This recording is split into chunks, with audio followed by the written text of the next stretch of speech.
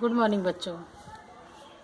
आज हम आपको जीव जगत पढ़ा रहे थे। उसके आगे आपने पढ़ लिया जीव विज्ञान किसे कहते हैं, जीव विज्ञान की शाखाएं कितनी हैं, उनके जनक कौन हैं, यहाँ तक आप पढ़ चुके हैं। अब आज देखिए सजीव किसे कहते हैं। सजीव आप जानते हैं, जिसमें जीव होता है उसी को हम क्या बोलते हैं, सजीव, लिविंग थिंग्स। जैसे जो चल लेते हैं, बोल लेते हैं, सांस ले लेते हैं, जिनमें ये सारी क्रियाएं होती हैं, उन्हें हम क्या बोलते हैं, सजीव। सजीवों की क्या परिभाषाएं हैं। सजीव या लिविंग, ठीक है। जीव क्या होते हैं, जीव ऐसे जीव जो क्या कर लें, स्व प्रतिकृति। स्व प्रतिकृति का मतलब क्या होता है, जो अपने ही जैसे संतान उत्पन्न करें। स्व माने अपने, प्रतिकृति अपने ही जैसे संतान उत्पन्न करने की क्षमता जिसके अंदर होती है, उसे हम कहते हैं स्व प्रतिकृति। विकास, विकासशील। विकासशील का मतलब होता है जिनमें क्या हो, विकसित हो, विकास हो जिनका। तथा स्वनियमन, स्वनियमनकारी, जो स्वयं अपना नियमित रहे। पारस्परिक क्रियाशील, कैसा रहे वो, स्वनियमन रहे, पारस्परिक क्रियाशील, वो अपना खुद नियमित रहे, अपनी सारी क्रियाएं स्वयं करे। ऐसे जीव को हम क्या बोलेंगे, सजीव। ये तो हुई सजीव की परिभाषा।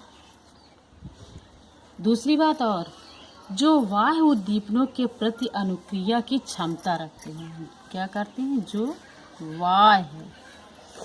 वाह्य का मतलब बाहरी, उद्दीपनों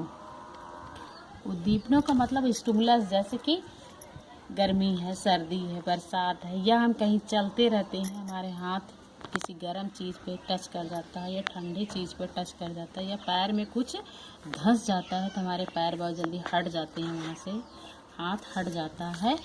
इस तरह से वाह्य उद्दीपनों के प्रति हमारा क्या रहे, अनुक्रिया रहे। उद्दीपनों के प्रति अनुक्रिया मतलब वो क्रियाशील रहें, सजग रहें, करने की क्या हो, उनके अंदर क्षमता हो, तो उसे हम क्या बोलेंगे, सजीव। ठीक है।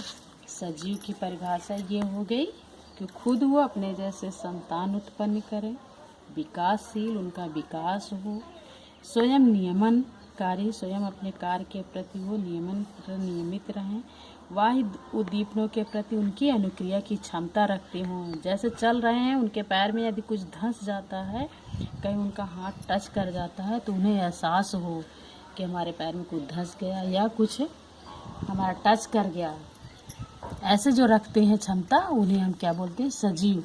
निर्जीव है, निर्जीव जैसे पेन है, इसको हम चाहे जितना मारें, चाहे जहाँ फेंक दें, इसमें कोई एहसास नहीं होगा कि हमें कचरा में फेंक दिया गया, कि हम पर डंडे गिर रहे हैं या हम मार खा रहे हैं, इसके अंदर कोई ऐसा एहसास नहीं होगा। तो ये आपके निर्जीव हो गए। अब दूसरी बात आती है, जीवधारियों के लक्षण क्या हैं। ये तो सजीव हो गया। अब ये जीवधारियों के लक्षण क्या है। भाई कोई अगर जीवधारी है तो उसके क्या लक्षण है।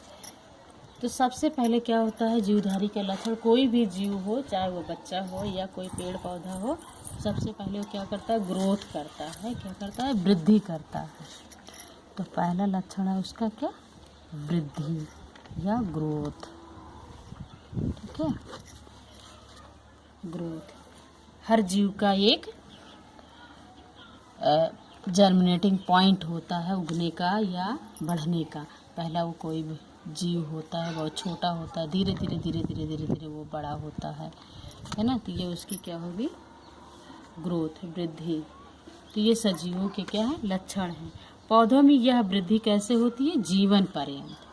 वृद्धि जो होती है पौधों में जीवन पर्यंत होती है। मतलब जीवन पर्यंत का मतलब पौधा जब तक जीवित रहता है तब तक उसमें क्या होती है, वृद्धि होती रहती है।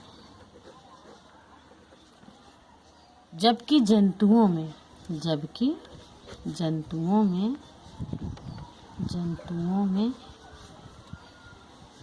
वृद्धि कुछ निश्चित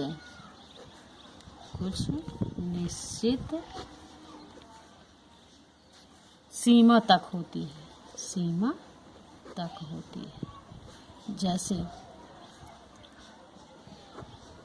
जैसे किस पौधा है, उसके जीवन पर्यंत तक वृद्धि होती रहती है। कभी उसका हम डाल काट दें, उसके नीचे से कुछ काट दें तो उसमें दूसरी वृद्धि हो जाती है, दूसरे टहनियाँ निकल आती है। जबकि कोई जीव होता है उसकी एक निश्चित सीमा तक ही वृद्धि होती है, उसके बाद उसकी वृद्धि क्या होती है, रुक जाती है। वृद्धि 3 तरह की। वृद्धि में एक तो होता है सबसे पहले आकार। क्या होता है, जीव का आकार में वृद्धि। दूसरी किस्म होती है संख्या में वृद्धि। किसमें होती है, संख्या में वृद्धि। और तीसरा होता है उसके भार में। तो वृद्धि होती है आकार में वृद्धि, संख्या में वृद्धि और भार में वृद्धि। आकार में वृद्धि, जैसे मान लीजिए कोई पौधा है, स्टार्टिंग में एक बीज रहता है, सीड रहता है, ठीक है।